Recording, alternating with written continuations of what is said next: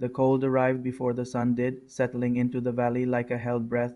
From her position high above the tree line, Captain Lena Morales watched the world wake slowly, shadows stretching and retreating as light crept in. This was the kind of morning that demanded patience, the kind that punished hurry. Lena had learned long ago that moments like this often decided everything.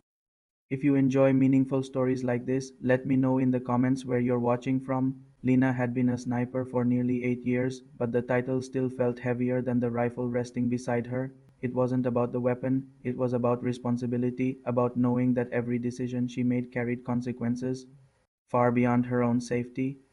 She wasn't the loudest voice in her unit, and she didn't try to be. Her reputation had grown quietly, built on consistency and restraint rather than spectacle.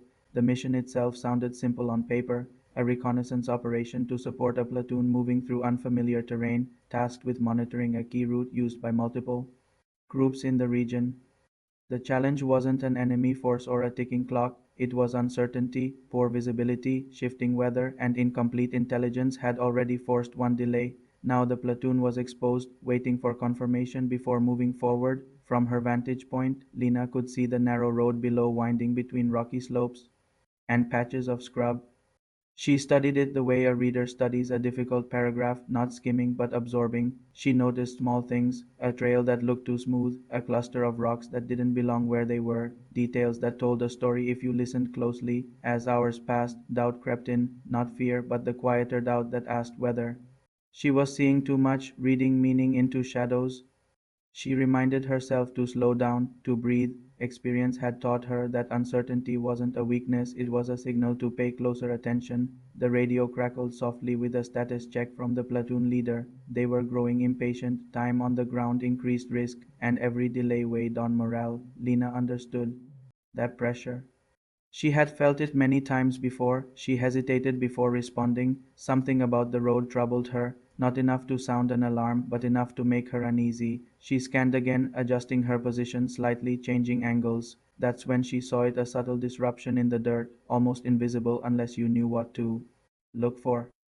Recent movement, careful movement. Lena reported her observation calmly, without urgency or drama. She explained what she saw and what it might mean, careful not to overstate her certainty. The response was measured but skeptical. The signs were faint. The mission timeline was already strained. As the conversation ended, Lena felt the familiar weight settle in her chest. This was the part no one talked about, the space between observation and action, where doubt lived. She replayed the image in her mind, tested her own assumptions. She thought about the soldiers waiting below, trusting the information they received. She made a decision not to escalate, but to watch longer. The wind shifted, clouds thickened, dimming the light, visibility worsened, but Lena stayed focused, adjusting patiently. Then it happened, a small movement near the rocks she had flagged earlier. Not a threat, not an attack, just confirmation that someone else was there, watching the same road. Lena relayed the update immediately. This time there was no hesitation on the other end.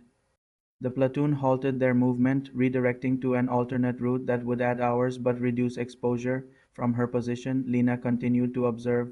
She saw the distant figures eventually move on, unaware of how close they had come to intersecting with the platoon. No shots were fired, no confrontation occurred. The mission shifted quietly, safely. Hours later, as the sun dipped and the cold returned, Lena received confirmation that the platoon had reached their destination without incident. The relief she felt was subtle but deep. It wasn't relief from danger, but from having trusted her judgment when it mattered. Back at base, the debrief was brief. The mission was marked successful. Lena's role was noted in a few concise lines. There were no grand speeches or congratulations, just a nod of understanding from the platoon leader when their paths crossed later that evening.